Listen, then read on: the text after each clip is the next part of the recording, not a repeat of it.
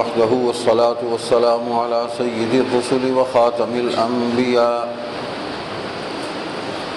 محمد وعلى آله وأصحابه وأزواجه وذرياته وأتباعه وبارك وسلم تسليما كثيرا كثيرا. أما بعد فأعوذ بالله من الشيطان الرجيم. بسم الله الرحمن الرحيم. لقد كان لكم في رسول الله أسوة حسنة. وقال تعالى من يطع الرسول فقد أطاع الله. صدق الله مولانا العظيم وصدق رسوله النبي الصادق الوعد الأمين. اللهم صل على محمد وعلى آل محمد كما صليت على إبراهيم وعلى آل إبراهيم إنك حميد مجيد. اللهم بارك على محمد وعلى آل محمد كما باركت على إبراهيم وعلى آل إبراهيم إنك حميد مجيد. بزرگوں، دوستوں، بھائیو، عزیزو، اللہ تبارک و تعالی نے ہماری ہدایت اور رہنمائی کے لیے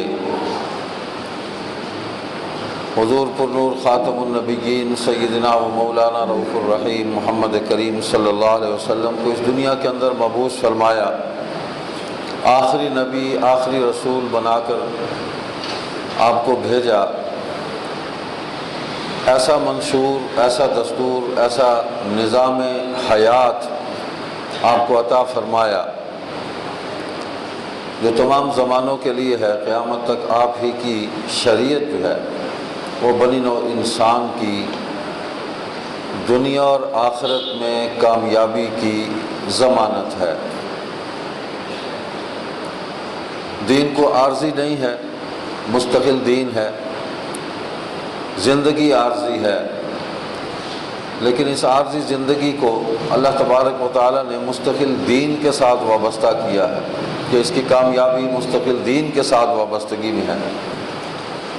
اور دین کیا ہے؟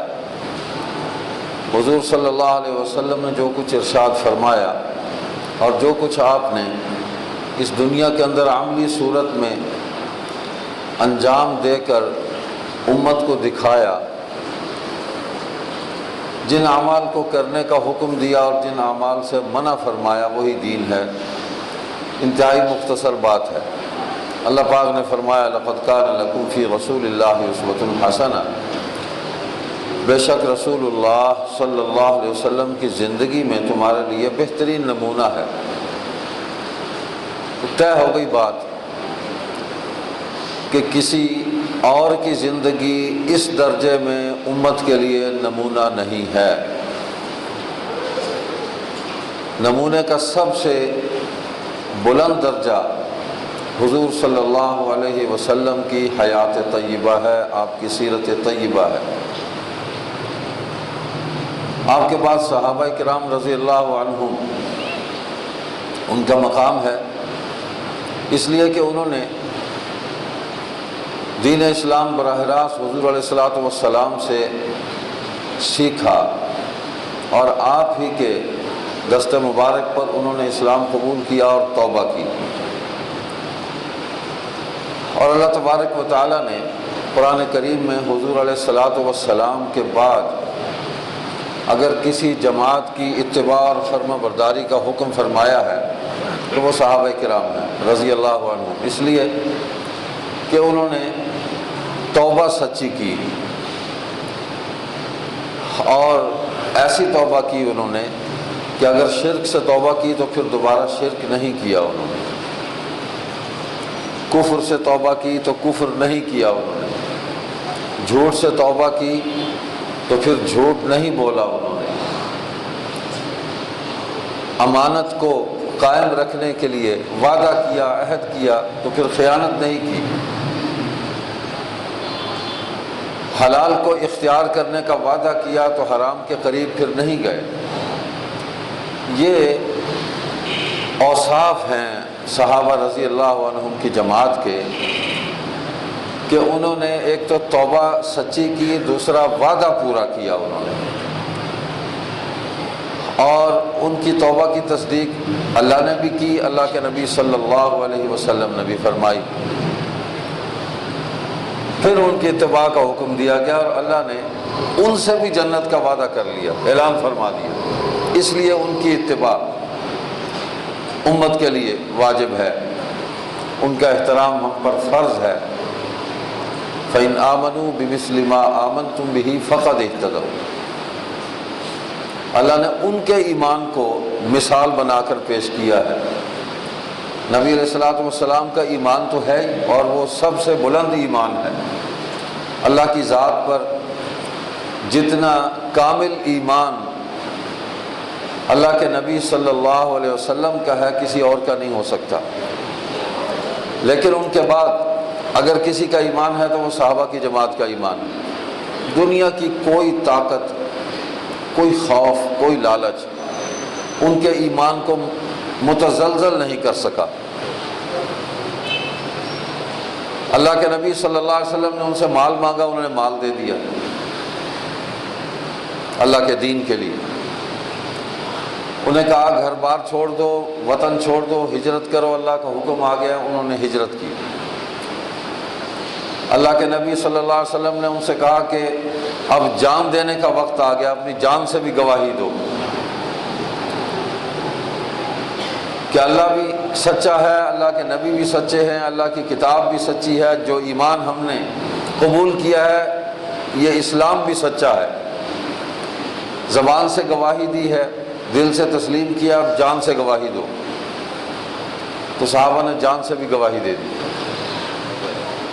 بچوں کو چھوڑ دو، نکلو اللہ کے راستے میں، گھر کو چھوڑ دو، انفروا خفافا وثقالا وجاہدوا باموالکم وانفسکم، نکلو اللہ کے راستے میں، خواہ ہلکے ہو یا بوجھل، جس کیفیت میں بھی ہو، بس نکل پڑو۔ کوئی عذر پیش نہیں کیا صحابہ نے، اس لیے ان کو مثال بنایا گیا کہ امت کے اندر اگر دین کی کوئی عملی شکل اور مثال پیش کی جا سکتی ہے تو وہ صحابہ کرام رضی اللہ عنہم کی جماعت ہے۔ پھر ان میں بھی درجات ہیں۔ صحابہ میں سب سے اونچا درجہ شیخ الصحابہ، امیر المومنین، خلیفہ بلا فصل رسول سیدنا ابو بکر صدیق رضی اللہ تعالیٰ عنہ کا درجہ ہے، سب سے اونچا درجہ ہے، اس لیے کہ مردوں میں سب سے پہلے وہ ایمان لائے، بغیر کسی بحث کے، بغیر کسی سوال کے، بغیر کسی تحقیق کے، بلا تأمل۔ نبی علیہ الصلوۃ والسلام فرماتے ہیں میں نے سب کے سامنے اسلام پیش کیا، غور و فکر کیا، لوگوں نے سوچا، تب جا کے اسلام قبول کیا۔ ایک واحد ابو بکر ہیں رضی اللہ عنہ کہ ادھر میں نے اسلام ان کے سامنے پیش کیا، جواب میں انہوں نے اسلام کو قبول کر لیا۔ تو یہ معاملات بھی اللہ تعالیٰ کے تکوینی امور میں سے ہیں کہ اللہ تعالیٰ نے ان خصوصی صفات لوگوں کو، اس جماعت کو اپنے نبی صلی اللہ علیہ وسلم کی نصرت کے لیے، ان کی رفاقت کے لیے، ان کی معیت کے لیے اللہ نے ان کو چنا تھا۔ وہ بھی انتخاب خداوندی تھے، اللہ کا انتخاب تھے، خود نہیں آئے، اللہ ان کو چن چن کے لایا ہے۔ ایک سے بڑھ کر ایک ہیرا ہے، اور اگر حضور صلی اللہ علیہ وسلم نے حضرت عمر رضی اللہ تعالیٰ عنہ کو اللہ سے مانگا ہے تو وہ بھی اپنی مرضی سے نہیں مانگا، وما ينطق عن الهوى ان هو الا وحی یوحی، اللہ خود دل میں ڈالتا ہے ذرا مانگو عمر کو مجھ سے، آپ جو کچھ فرما رہے ہیں یہ ہم ہی فرما رہے ہیں، آپ اپنی خواہش سے کہاں فرماتے ہیں، کچھ ہماری خواہش سے فرماتے ہیں۔ تو یہ ہیرا بھی اللہ تعالیٰ نے اسلام کی تاریخ میں یہ لکھا تھا، اسلام کے لیے ان کے وجود سے خدمات کا ظاہر ہونا تھا، اسلام کو عزت ملنی تھی، مسلمانوں کو عزت ملنی تھی، ان کو عز الاسلام کا خطاب بھی ملنا تھا۔ کہ ایسا شخص جو اسلام کی عزت کا باعث ہے۔ تو سیدنا ابو بکر صدیق رضی اللہ تعالیٰ عنہ تو ہر معاملے میں سبقت لے جاتے تھے، ہر معاملے میں۔ نبی اور صدیق کا ساتھ ایسا ہے کہ ان میں جدائی ممکن ہی نہیں ہے۔ ایک بات تو مشکل ہوتی ہے نا، مشکل کا پھر کوئی حل ہوتا ہے، وہ ممکن ہو جاتی ہے، یہ ناممکن ہے۔ سوچا ہی نہیں جا سکتا کہ نبی اور صدیق جدا ہو جائیں گے۔ جب سے ساتھ ملے، اللہ نے ساتھ ملایا، تو آج بھی ساتھ محو آرام ہیں، محو استراحت ہیں اور ریاض الجنہ میں ہیں۔ دنیا میں بھی حضور صلی اللہ علیہ وسلم کی صحبت، رفاقت اور معیت و سنگت جو ہے وہ بھی جنت میں ہی تھی۔ حضور کی مجلس پر اللہ کا پہرا، اللہ کی رحمتوں کا نزول، جنت ہی کا ماحول ہے۔ اور حضور اس دنیا سے پردہ فرما گئے تو آخرت میں بھی، قبر میں بھی حضور صلی اللہ علیہ وسلم کا ساتھ ان کو نصیب ہوا، وہ بھی خود نہیں ہوا۔ نبی علیہ الصلوۃ والسلام نے اپنی زندگی کے تمام امور جو ہے حیات طیبہ میں بھی طے فرما دیے، اور اپنی حیات کے بعد جو معاملات پیش آنے ہیں ان کو بھی طے فرما دیا، اس لیے کہ دین قیامت تک کے لیے ہے نا، صرف حضور کے زمانے کے لیے تو نہیں آیا تھا۔ کوئی بات چھوڑی نہیں آپ نے۔ میں نے ایک جمعے میں حضور علیہ الصلوۃ والسلام کے حیات طیبہ کے آخری دنوں کے حوالے سے کچھ باتیں عرض کی تھی۔ آپ نے جو کچھ فرمایا، صحابہ نے سوالات کیے، آپ نے اپنے انتقال کی خبر دی، اور پھر آپ نے نصیحتیں فرمائیں، ایسی نصیحتیں جو ہر زمانے میں کسی بھی انسان کے لیے دنیا و آخرت کی کامیابی کی ضمانت ہے، ایسی نصیحتیں۔ اور اس میں اپنے ساتھ کیا معاملہ کرنا ہے اس کے بارے میں فرمایا، مجھے فلاں غسل دے گا، مجھے فلاں کفن دے گا، مجھے فلاں اس طرح میرا جنازہ پڑھا جائے گا، اس طرح مجھے قبر میں اتارا جائے گا۔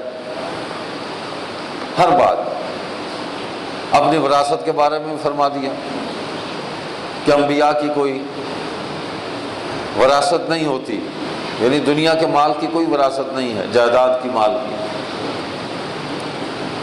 وہ ریاست کی ملکیت ہے۔ یہ ہمارے مال کی وراثت ہوتی ہے۔ نبی کی وراثت دین ہے، قرآن ہے، نبی کی وراثت نبی کی سنت ہے۔ ترکت فیکم امرین لن تضلوا ما تمسکتم بہما کتاب اللہ و سنت رسولہ، تمہارے درمیان دو چیزیں چھوڑ رہا ہوں، ان کو اگر مضبوطی سے پکڑے رہو گے، ان کو چھوڑو گے نہیں، ان کے ساتھ وابستہ رہو گے تو کبھی گمراہ نہیں ہوگے، اور وہ کتاب اللہ ہے اور سنت رسول اللہ صلی اللہ علیہ وسلم، ہمیشگی ہے، دائمی ہے۔ نہ کتاب اللہ کو فنا ہے، نہ سنت رسول اللہ صلی اللہ علیہ وسلم کو فنا ہے، چلیں گی، قیامت تک چلیں گی۔ کوئی بھی زمانہ ان نعمتوں سے خالی نہیں ہوگا۔ جب یہ نعمتیں اٹھ جائیں گی تو قیامت آ جائے گی، پھر جواز نہیں ہے کوئی باقی دنیا کے باقی رہنے کا۔ تو نبی علیہ الصلوۃ والسلام نے اپنی قبر کا معاملہ بھی طے فرما دیا۔ آپ نے فرمایا کہ مفہوم ہے، طویل حدیث ہے اور مختلف کتابوں میں ہے، مختلف الفاظ کے ساتھ، جیسی روایتیں، جیسے جس نے سنا، یہ بھی صحابہ کی دیانت ہے، جس نے جو بات جب جیسے سنی اس نے ویسے ہی پیش کر دی۔ ایک موقع پہ ایک بات ارشاد فرمائی، اس میں کچھ الفاظ زیادہ ہیں، دوسرے موقع پہ وہی بات ارشاد فرمائی، الفاظ میں کچھ تبدیلی ہے، الفاظ کچھ کم ہیں، تیسرے موقع پہ فرمائی کچھ اور اس میں الفاظ ہیں۔ تو جس نے جہاں جیسے جو الفاظ سنے آپ صلی اللہ علیہ وسلم سے، اس کو ویسے ہی پوری دیانت کے ساتھ جان سے زیادہ عزیز سمجھ کے اس کی حفاظت کر کے اس کو امت تک پہنچا دیا۔ اور جو عمل آپ صلی اللہ علیہ وسلم کو سر انجام دیتے ہوئے دیکھا، اس عمل کو بھی ہو بہو ویسے ہی امت میں منتقل کیا، خود اس پر عمل پیرا ہوئے امت میں منتقل کیا۔ یار جو دین ہمارے پاس ہے یہ بڑا قوی دین ہے، یہ تواتر ہے، تسلسل ہے۔ آپ دنیا کے مذاہب کو دیکھ لیں، گڑبڑ ہے درمیان میں، سلسلے ٹوٹ جاتے ہیں، نسب کا ہی پتہ نہیں چلتا کس نے کیا کہا، درمیان میں لوگوں نے بہت کچھ ڈال دیا۔ لیکن یہ پوری حفاظت کے ساتھ یہ وراثت جو ہے، میں نے عرض کیا حضور نبی کی وراثت کوئی نہیں، نبی کی وراثت کتاب اللہ اور سنت رسول اللہ ہے صلی اللہ علیہ وسلم۔ صحابہ نے اس وراثت کو حضور کے حکم کے مطابق پوری قوت کے ساتھ اس کو قابو رکھا ہے اور امت میں اسی کو منتقل کیا۔ یہ حدیث بھی صحابہ نے منتقل کی ہے کہ حضور نے ایسے فرمایا۔ تو حضور علیہ السلام نے فرمایا کہ اما عائشہ رضی اللہ تعالیٰ عنہ نے عرض کیا کہ آپ کے ساتھ، آپ کی قبر کے ساتھ مجھے بھی اپنی قبر بنانے کی اجازت ہے کہ میں بھی آپ کے قریب ہی دفن ہو جاؤں؟ آپ نے فرمایا نہیں۔ تو آپ نے اپنی مرضی سے نہیں فرمایا، اللہ کے ہاں معاملات طے ہے۔ نبی کی پوری حیات شیڈولڈ لائف ہے، نظم طے ہے کہ کیسے زندگی دنیا کی ہے اور آخرت میں کیسی ہے، ہر چیز طے ہے۔ قیامت کے دن کا بھی جو نظم ہے اللہ تعالیٰ نے اس کو بھی طے فرما دیا ہے کہ اس دن حضور علیہ السلام کیا کردار سر انجام دیں گے، ہر چیز طے ہوگی۔ تو فرمایا نہیں، اجازت نہیں ہے۔ تو کس نے اجازت نہیں دی؟ اللہ نے اجازت نہیں دی۔ فرمایا یہاں میری قبر بنے گی۔ ایک تو یہ ہے کہ نبی جہاں ان پر موت وارد ہوتی ہے اسی جگہ ان کی قبر بنتی ہے۔ تو حضور علیہ السلام کا جہاں بستر مبارک تھا اسی جگہ بستر کو ہٹایا اور وہیں آپ کی قبر مبارک تیار کی گئی، وہیں آپ کو سپرد خاک کیا گیا اللہ کے حکم کے مطابق۔ فرمایا میرے ساتھ صدیق کی قبر ہوگی، میرے ساتھ عمر کی قبر ہوگی، اور چوتھی قبر جو ہے وہ میرے بھائی عیسیٰ کی بنے گی علیہ السلام کی، قرب قیامت میں وہ آئیں گے۔ اور یہ بھی خبر حضور علیہ السلام نے دی کہ جیسے اس دنیا سے اللہ نے ان کو زندہ اٹھا لیا تھا، قرب قیامت میں ان کو اسی طرح واپس اس دنیا کے اندر ان کو نازل فرمائیں گے۔ وہ پیدا نہیں ہوں گے، نازل ہوں گے۔ آسمانوں پہ اٹھایا، آسمانوں سے نازل ہوں گے، کیفیات تک بتلا دی۔ جو چادریں لی ہوں گی زرد، غسل کر کے وہ گئے تھے، اس وقت غسل انہوں نے کیا تھا تو ان کے بالوں سے پانی بھی نچڑ رہا ہوگا، سر کے بالوں سے، داڑھی سے پانی کے قطرے جو ہیں وہ ٹپک رہے ہوں گے۔ یہ اللہ نے بتایا نا حضور علیہ السلام کو۔ ہمیں حضور علیہ السلام کی ساری باتیں ماننی ہیں، یہ نہیں کہ کچھ مان لیں اور کچھ میں اپنی مرضی کر لیں۔ اپنی مرضی نہیں ہے، دین میں اپنی مرضی نہیں چلتی۔ اپنے پورے وجود کو ساری صلاحیتوں اور قوتوں کے ساتھ اللہ کے سپرد کرنا ہے، اللہ کے دین کے سپرد کرنا ہے اور پابند کرنا ہے، اور نبی علیہ السلام کی اتباع، اطاعت اور فرما برداری کرنی ہے۔ تو فرمایا کہ پانی کے قطرے جو ہیں وہ ان کے بالوں سے گر رہے ہوں گے، پائیں گے حضرت مہدی، ان کا بھی بتلایا وہ کون ہوں گے۔ میرے نام پر اس کا نام ہوگا محمد، میری آل میں سے ہوگا، سیدنا حسن کی اولاد میں سے ہوں گے، ان کے والد کا نام میرے والد کے نام پر ہوگا، ان کی والدہ کا نام میری والدہ کے نام پر ہوگا، کوئی بات چھوڑی نہیں ہے۔ تو وہ نصرت کریں گے سیدنا عیسیٰ علیہ السلام، دین کی حاکمیت قائم ہوگی، نفاذ ہوگا، حکومت کریں گے 40 سال، شادی بھی کریں گے، اور وہ میری قبر پر آئیں گے، مجھے سلام کریں گے۔ نبی علیہ السلام فرماتے ہیں جب وہ مجھے سلام کریں گے تو میں سنوں گا، اور میں ان کے سلام کا جواب دوں گا، وہ میرا جواب سنیں گے، وہ بھی سنیں گے، جو ان کے ساتھ کھڑے ہوں گے ان کے ساتھی وہ بھی سنیں گے، میں جواب دوں گا قبر سے، تو چوتھی قبر میرے بھائی عیسیٰ کی بنے گی۔ جو نبی اتنی تفصیلات اپنی امت کو بتا کر اس دنیا سے رخصت ہوئے ہیں، کوئی بات چھوڑی نہیں ہے، کیا انہوں نے ہمیں جینے کا ڈھنگ نہیں بتلایا، سلیقہ نہیں عطا فرمایا؟ ہمیں عبادات، معاملات، معاشرت، تہذیب، اخلاق، تمدن، معیشت، تجارت، رشتہ داری، رشتے ناطے، خاندان کے ساتھ حسن سلوک، عام لوگوں کے ساتھ حسن سلوک، انسانوں کے حقوق، ہم نے خواتین کو انسانوں سے نکال دیا ہے یورپ کی تقلید میں، کہ ان کے کچھ الگ حقوق ہیں، ان کے انسان ہے تو بحیثیت انسان کے سب کے حقوق اللہ نے متعین فرما دیں، ان کو الگ کر دیا ہے۔ ان کی زندگی کا دائرہ کار جو ہے وہ بھی اللہ کے نبی صلی اللہ علیہ وسلم نے اللہ کے حکم سے متعین فرمایا، یہ ان کا دائرہ عمل ہے، اس دائرے سے باہر نہیں جائیں گی یہ خواتین، جو عزت والی ہیں، جو شریف زادیاں ہیں، جو صالحہ ہیں، اللہ پر یقین رکھتی ہیں، اللہ کے اور اللہ کے نبی صلی اللہ علیہ وسلم کے فیصلوں کو دل و جان سے تسلیم کرتی، اسی دائرے میں رہیں گے۔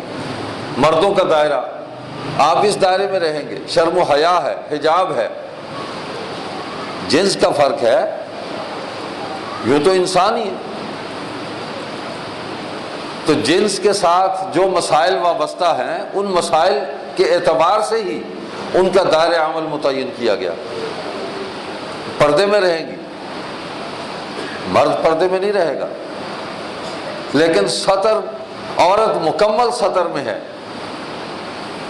مستور ہے، مستورات ہم کہتے ہیں، عورت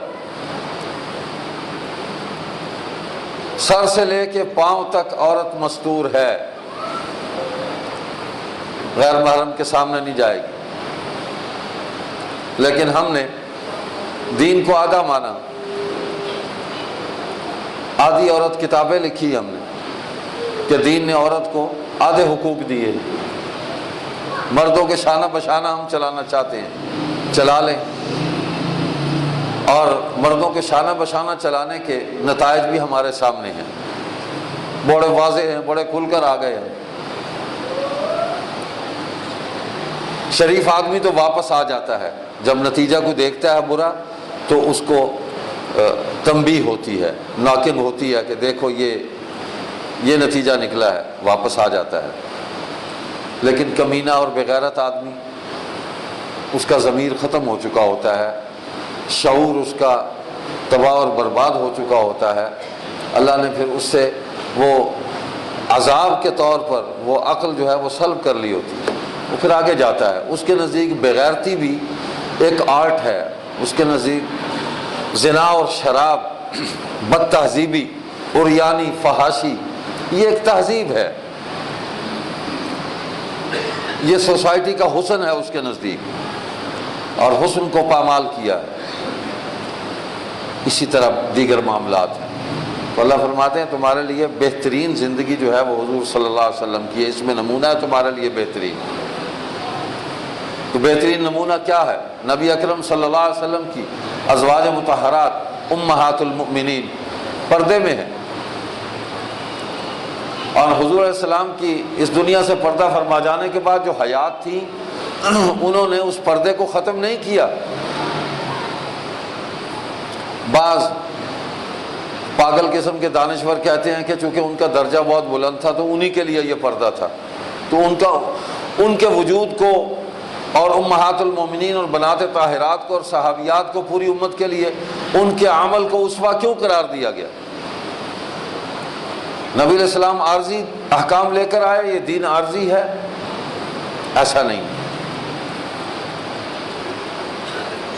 تو انہوں نے حضور علیہ السلام کے اس دنیا سے پردہ فرما جانے کے بعد بھی حجاب کو نہیں اتارا، نماز کو ترک نہیں کیا ترک، انہوں نے حلال کو اختیار کیا، حرام سے اجتناب کیا، تقوی کا اعلیٰ ترین معیار انہوں نے قائم رکھا، اعلیٰ ترین معیار۔ ان کے جنازے بھی رات کی تاریکی میں اٹھتے رہے، اور وہ بھی پردے کے ساتھ ان کے جنازے اٹھتے رہے۔ نبی علیہ السلام کے انتقال کے وقت حضرت ابوبکر صدیق رضی اللہ تعالیٰ عنہ جب آپ کے حجرہ اقدس میں تشریف لائے تو اس وقت بھی آپ آواز دے کر، دستک دے کے اندر تشریف لائے ہیں کہ جو سبق، جو تعلیم، جو تربیت درسگاہ نبوت میں ہوئی تھی اس کا یہی تقاضا تھا کہ اس کا اظہار عمل سے کیا جائے، کہ یہ گھر میرا ذاتی گھر نہیں ہے، میں کسی کے گھر میں بغیر اجازت کے، بغیر اطلاع کے اچانک مجھے داخل نہیں ہونا چاہیے۔ نبی علیہ السلام نے تو کسی کے گھر جا کر آواز دینے اور دستک دینے کا بھی طریقہ اور قرینہ اور سلیقہ بتلایا کہ ایک طرف ہو کر کھڑے ہو جاؤ، دروازے کے سامنے مت کھڑے ہو، مبادا تمہاری نظر اندر چلی جائے اگر دروازہ کھلے تو بے حجابی ہوگی، اور اگر کوئی جواب نہیں آتا تو اس کا مطلب ہے سمجھ لو گھر میں کوئی مرد نہیں ہے، چلے جاؤ وہاں سے، مت عورتوں سے گفتگو کرو۔ اور عورتوں کو اللہ نے حکم دیا کہ گھر میں کوئی مرد نہیں ہے تو جواب جو ہے وہ ذرا کڑک کے ساتھ جواب دو، تمہاری گفتگو میں، تمہارے جواب میں نرمی نہیں ہونی چاہیے، مبادا تمہارے نرم لب و لہجے سے آنے والے کے دل کے اندر کوئی شیطان رکھ نہ ڈال دے۔ کون سا وہ عمل ہے، کون سا موقع ہے کہ جس پر حضور صلی اللہ علیہ وسلم نے امت کی رہنمائی نہیں فرمائی، ہر خطرے سے باخبر کیا ہے، ہر خطرے سے، اور اس سے بچنے کا طریقہ بھی بتلایا ہے۔ تو ابوبکر صدیق رضی اللہ تعالیٰ نے آواز دی ہے، اجازت لے کر آپ اندر داخل ہوئے،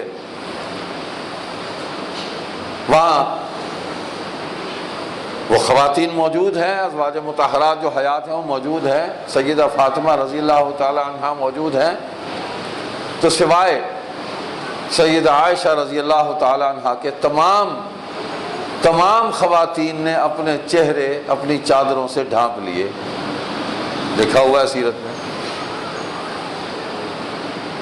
یہ واقعات کیوں محفوظ ہوئے؟ اسی لیے کہ امت کے لیے ہدایت کا نمونہ موجود رہے، کہ عائشہ صدیقہ رضی اللہ عنہا ابوبکر صدیق رضی اللہ تعالیٰ عنہ کی بیٹی تھی، اس لیے وہ تو پردہ نہیں کر سکتی تھی، درجے میں ماں کے درجے پہ بھی پہنچی ہے، ام المومنین ہے، لیکن ہے تو بیٹی، تو باقی سب نے اپنے چہرے ڈھانپ لیے۔ آج ہم کہتے ہیں کہ نہیں، چہرے کا پردہ نہیں ہے۔ تو دین کے اندر اپنی عقل نہیں چلتی، اپنی من مانی نہیں چلتی، اپنی خواہش نہیں چلتی، دین کے اندر اتباع ہے، فرما برداری ہے۔ حضور صلی اللہ علیہ وسلم کی اطاعت اللہ کی اطاعت ہے، اللہ کا تعارف حضور نے کروایا، من یطع الرسول فقد اطاع اللہ، جس نے رسول اللہ صلی اللہ علیہ وسلم کی اطاعت کی اس نے اللہ کی اطاعت کی، طے ہو گئی بات۔ حضور نے صلی اللہ علیہ وسلم نے خوشی کے اظہار کا بھی طریقہ اور سلیقہ عطا فرمایا ہے، ہم نے وہ بھی اپنی مرضی کے بنا لیے۔ غم کے اظہار کا بھی طریقہ بتلایا ہے، کوئی بات نہیں چھوڑی۔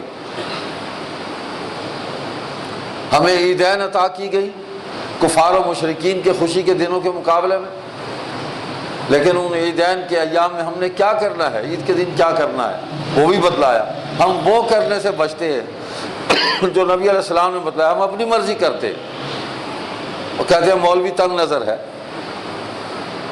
بھائی دین مولوی کی ملکیت تو نہیں ہے، جیسے آپ کی وراثت ہے ایسی مولوی کی وراثت ہے، ہم سب مسلمان ہیں۔ مولوی تو سنانے والا ہے، یہ اللہ نے اس کو توفیق دی ہے، سنا رہا ہے، اس کی مہربانی ہے اللہ کی۔ اللہ جس کو یہ توفیق دے دے اللہ قبول بھی فرما لے، اللہ سب مسلمانوں کو توفیق دے۔ دین میں اپنی مرضی نہیں چلتی، مولوی شور نہیں مچاتا، مولوی تو دین سناتا ہے، بتلاتا ہے کہ یوں لکھا ہے، بھئی قرآن کی یہ آیت ہے، حدیث میں یوں آیا ہے۔ بڑا عجیب جملہ محدثین کا میں نے پڑھا کہ جس گھر میں حضور صلی اللہ علیہ وسلم کی حدیث کی کوئی کتاب کو مجموعہ موجود ہے، فَكَأَنَّمَا فِيهِ نَبِيٌّ يَتَكَلَّمُ،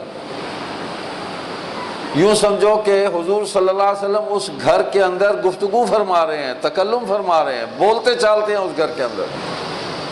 آج ہمارے گھروں میں حدیث کی کتاب نہیں ہے، قرآن ہے تو اس کو ہم نے بند کر کے رکھا ہوا ہے۔ ہم اصالِ ثواب کے لیے درجنوں قرآن کریم خرید کر مساجد میں تو رکھتے ہیں، خود نہیں پڑھتے کہ لوگ پڑھیں گے تو ہمارے مرنے والے کو فائدہ ہو جائے گا۔ ابھی آپ پڑھیں گے تو فائدہ نہیں ہوگا۔ اب سارا کام لوگوں پر چھوڑ رہے ہیں، خود کیوں نہیں ہم کرتے؟ ہم نے تو اصالِ ثواب کا بھی ٹھیکہ مولوی کو دے دیا، گالیاں بھی سب سے زیادہ اسی کو دیتے ہیں، اور اپنے سارے مرنے والے بخشواتے بھی اسی سے ہیں، اور بائی آرڈر بشے کی نہ کو ختم پاڑ۔ تو مولوی پھر وہ کرپشن تو ہر جگہ ہی آ گئی ہے نا، ہر جگہ آ گئی۔ شیطان یہ تو نہیں کہ مولوی کے ساتھ شیطان نہیں ہے، تو اللہ کے نبی پر شیطان حملہ نہیں کر سکتا۔ صحابہ کو اللہ نے محفوظ کیا، حملے کیے اس نے، اللہ نے نمونے دکھائے، پھر اللہ نے بچا کے بھی دکھایا کہ یوں بچایا، معیت اور صحبت نبی کی برکت سے اللہ نے بچایا ان کو۔ پھر انہوں نے توبہ کی، توبہ قبول ہوئی، مغفرت کا اعلان ہوا۔ وہ بھی کہتے ہیں رات میں خواب ہے جٹھے ملک صاحب ملیا آدھن بس کیا گیا تین جیتی قرآن پڑھے میں کو پہنچ گیا، بڑی مہربانی توڑی،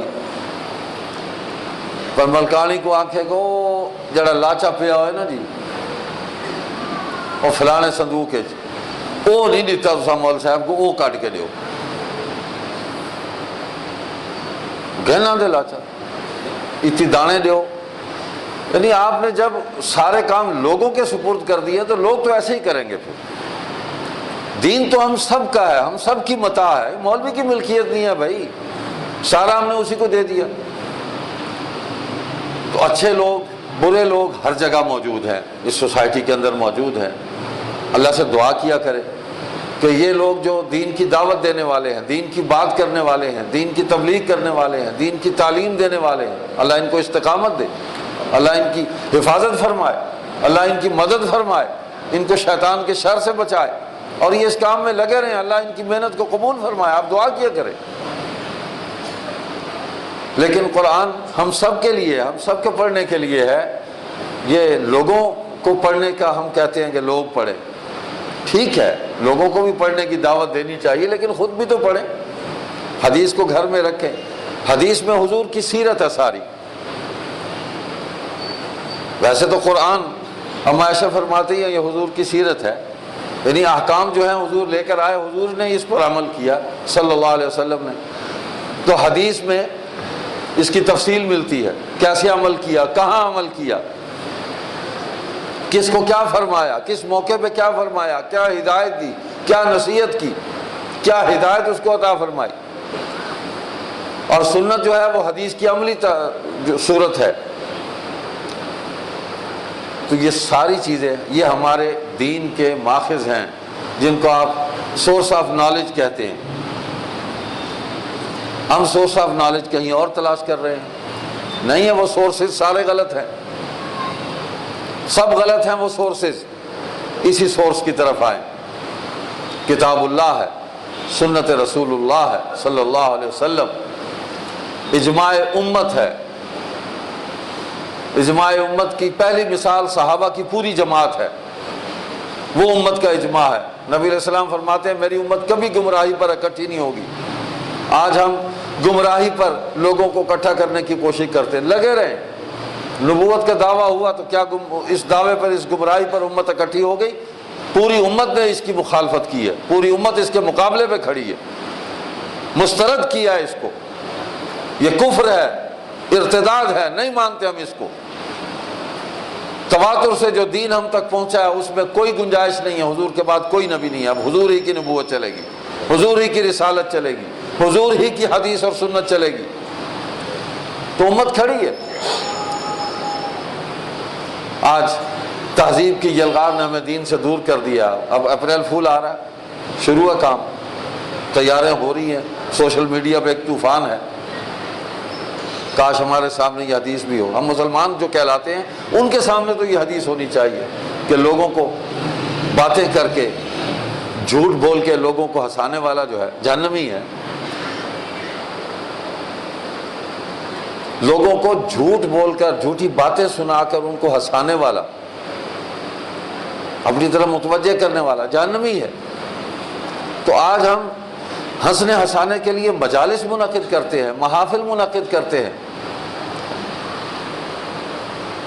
وقتی ہوتی ہے، جگتیں ہوتی ہیں، طنز ہوتی ہے۔ یہ ہماری تہذیب نہیں ہے۔ دین نے ہمیں یہ نہیں بتلایا لوگوں کو بے عزت کرو، لوگوں کو ان کے وقار کو خاک میں ملاؤ۔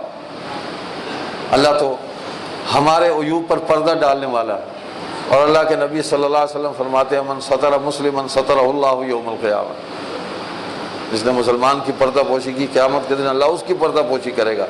تو پردہ پوشی کا مطلب یہ ہے کہ اس کی ہدایت کا بھی ساتھ بندوبست کرنا چاہیے، اس کو دین کی دعوت دینی چاہیے، لوگوں میں اس کو رسوا نہ کریں، لیکن اس کے برے عمل پر اس کو تنبیہ کرنی چاہیے۔ تو اپنی مرضی کی نماز، اپنی مرضی کے سارے احکام، اس کا نام دین نہیں ہے۔ دین یہ ہے کہ اپنی مرضی اور خواہش کو چھوڑ دو۔ ایک بات عرض کرتا ہوں، توجہ فرما لیں آپ دوست، درخواست ہے۔ نبی اکرم صلی اللہ علیہ وسلم نے سوائے حج کے موقع پہ، کہ وہ اللہ کا حکم ہی ایسے ہے کہ احرام ہے، آپ نے کبھی بھی ننگے سر نماز نہیں پڑھی، کبھی ننگے سر نماز نہیں پڑھی، لیکن ہم نے معمول بنا لیا۔ ہم اتنا لباس قیمتی ساتھ رکھتے ہیں، اتنی اپنے وجود پر اتنا خرچ کرتے ہیں، لیکن چند روپے کی ایک ٹوپی، ایک رومال، وہ ہم ساتھ نہیں رکھتے۔ ہمیں اس طرف توجہ کرنی چاہیے۔ ہر چیز کا ایک پروٹوکول ہے، اس کے کچھ آداب ہیں، اس کے کچھ تقاضے ہیں۔ ہم اپنے افسر کو بھی ملنے جاتے ہیں، دیکھیں آفس میں اگر ایک یونیفارم طے ہو گئی ہے کہ آپ پینٹ اور شرٹ میں اور ٹائی میں آئیں گے، تو آپ اس کو اگنور نہیں کر سکتے، آپ کو ایسے ہی جانا پڑے گا، آفس میں ایسے ہی بیٹھنا پڑے گا۔ تو نماز کے تقاضے ہیں، جیسے وضو نماز کی ضرورت ہے، اس کے بغیر نماز نہیں ہے، لازم و ملزوم۔ طہارت جسم کی، جگہ کی پاکیزگی، اسی طرح سر ڈھانپنا، یہ بھی نماز کا حصہ ہے، نماز کی ضرورت ہے۔ ہاں نہیں ہے، کوئی مجبوری کو ایسی بن گئی ہے، ہو تو جاتی ہے لیکن ناقص نماز ہے، ہو تو جائے گی، اللہ قبول کریں گے انشاءاللہ۔ اس طرف توجہ فرما لیں۔ آپ سے بہت ہی درد مندانہ درخواست ہے، نماز میں کھڑے ہونا۔ نبی علیہ السلام نے نماز پڑھ کے دکھائی۔ میں نے کئی مرتبہ سنایا، حضور صلی اللہ علیہ وسلم موجود ہے، ایک صحابی نے آ کے نماز پڑھی، بڑی رفتار سے پڑھی، آپ نے اس نے سلام پھر آپ نے فرمایا نماز نہیں ہوئی، دوبارہ پڑھو۔ اس نے پھر پڑھی، فرمایا اب بھی نہیں ہوئی، پھر پڑھو۔ اس نے تیسری مرتبہ پڑھی، فرمایا اب بھی نہیں ہوئی۔ اس نے عرض کیا یا رسول اللہ پڑھ کے دکھا دیں مجھے، آپ جیسے پڑھیں گے میں ویسے پڑھوں گا۔ یہ ہے تربیت۔ تو ہم اپنی مرضی کرتے ہیں، کھڑے ہوتے ہیں نماز میں، ہمارا قیام ٹھیک نہیں ہوتا، یہاں تک ہم پاؤں چوڑے کر لیتے ہیں، پاؤں کی کیفیت بھی یوں رکھ لیتے ہیں، حالانکہ ہمارے اعضاء کا رخ قبلے کی طرف ہونا چاہیے، قبلے کی طرف، پاؤں سیدھے ہوں، بالکل سیدھے، اور اتنے ہی کھول کے رکھیں جتنا آدمی نارمل کھڑا ہوتا ہے۔ عام معمول میں آدمی جیسے کھڑا ہوتا ہے ویسے ہی کھڑے ہوں، اس میں تکلف تو ہے ہی نہیں دین میں، دین تو آسان ہے۔ آپ ایسے نماز پڑھیں کہ آپ کے ساتھ والے پریشان نہ ہوں آپ سے، ان کو تکلیف نہ ہو، آپ کی کسی عمل سے، کسی حرکت سے ان کو تکلیف نہ ہو۔ آپ نماز میں تسبیحات پڑھتے ہیں تو اس انداز میں پڑھیں کہ ساتھ والے کی نماز میں خلل پیدا نہ ہو۔ بعض لوگ ہمارے سیٹیاں بجاتے رہتے ہیں، سبحان ربی العظیم، سبحان ربی الاعلیٰ پہ۔ بھائی زبان ہلا لیں، ہونٹ ہلا لیں، آواز مت نکالیں، دوسرے کو پریشان مت کریں۔ رکوع ہے، بازو سیدھے رکھیں، بالکل سیدھے رکھیں بازو۔ یوں کر کے کھڑے ہوں گے تو دائیں بائیں دونوں لوگ پریشان ہوں گے، بالکل سیدھے کر لیں، آپ کی کمر بھی سیدھی ہو جائے گی۔ آپ سجدے میں ہیں تو وہاں بھی بازوؤں کو پھیلاؤ جو ہے اس کے اندر ایک اعتدال ہے. دین کے ہر عمل کے اندر ایک اعتدال اور توازن ہے. جہاں آپ توازن کو چھوڑیں گے، اعتدال کو چھوڑیں گے، آپ حدوں سے باہر نکلیں گے اور لوگوں کے لیے پریشانی پیدا کریں گے. دین کے کسی عمل میں لوگوں کے لیے پریشانی نہیں ہے. ایک توازن ہے کہ یہ ساتھ نہ ملے ہوں، کچھ بغلیں کھلی ہوں، زمین کے ساتھ بھی کونیاں نہ ملی ہوں، منہ بھی نہ چھپا ہو. آپ سجدہ کرتے ہیں، ناک رکھیں، ماتھا رکھیں، اٹھائیں، پہلے ماتھا اٹھائیں پھر ناک اٹھائیں، سکون کے ساتھ نماز پڑھیں. اتحیات میں بیٹھتے ہیں تو ہمارے ہاتھ جو ہیں وہ گھٹنوں سے نیچے ہماری انگلیاں جا رہی ہوتی ہیں. یہ قبلہ رخ تو نہ ہوئی. یوں سیدھا کریں گے، سیدھا رکھیں ہاتھ کو تو قبلہ رخ ہو جائے گا. وضو کو بھی آداب. کوئی بات ایسی نہیں ہے جو حضور صلی اللہ علیہ وسلم نے کر کے نہ دکھائی ہو، سمجھائی نہ ہو. آج جیسے ہم مسجد میں جمع ہیں، صحابہ ایسے تو نہیں بیٹھے ہوتے تھے جس طرح ہمارے سر ننگے ہیں اکثریت کے. صحابہ تو دور کی بات ہے، آج سے 40-50 سال پہلے بھی ہم نے دیکھا. جتنی کہ ہماری عمر ہے، بچپن سے ہم دیکھتے آئے. لوگوں کے سر پر پگڑیاں ہوتی تھیں، ٹوپیاں ہوتی تھیں. لوگ ننگے سر بازار میں نہیں جاتے تھے. ننگے سر آدمی جو ہے وہ شرفاء میں شمار نہیں ہوتا تھا. یہ ہماری تہذیب تھی.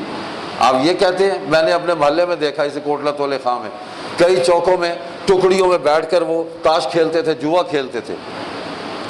ہم گزرتے تھے، ہم دیکھتے تھے. لیکن وہ ہم سے پہلے تو حضرت امیر شریعت عطا اللہ شاہ بخاری رحمۃ اللہ علیہ جب گزرتے تھے تو وہ منظر الگ تھا. ہم نے تو دیکھا حضرت ابو ذر بخاری رحمۃ اللہ علیہ کو، مولانا طاہر محسن شاہ صاحب رحمہ اللہ کو، وہ گزرتے تو وہ فوراً تاش کے پتوں پر کپڑا ڈال دیتے تھے اور سر کے اوپر کپڑا لے لیتے تھے. شاہ صاحب بے کر. تو یہ ہماری تہذیب تھی کہ ایک برے کام کے اندر مشغول لوگ بھی کسی بڑے کو، کسی بزرگ کو گزرتا دیکھتے تھے تو اس کو فوراً ترک کر دیتے تھے کہ وہ بڑا آدمی گزر رہا ہے، کیا کہے گا. آج بڑا ہی کوئی نہیں، ہم سب بڑے ہیں. ہم دین میں بھی سارے ہی بڑے بن گئے ہیں، ہم لڑنے لگ جاتے ہیں.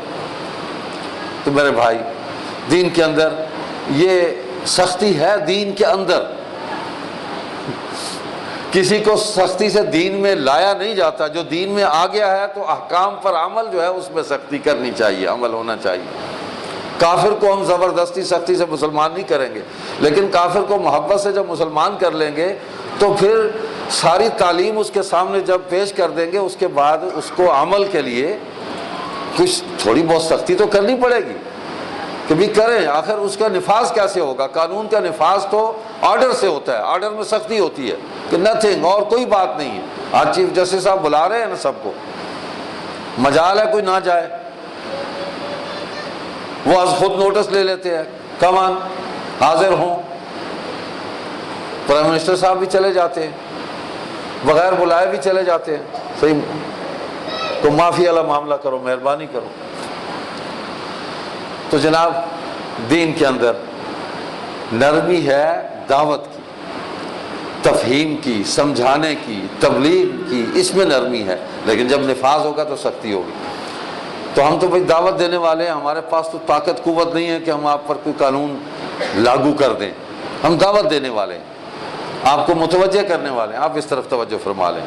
سبحانک اللہم و بحمدک، نشہد ان لا الہ الا انت، نستغفرک و نتوب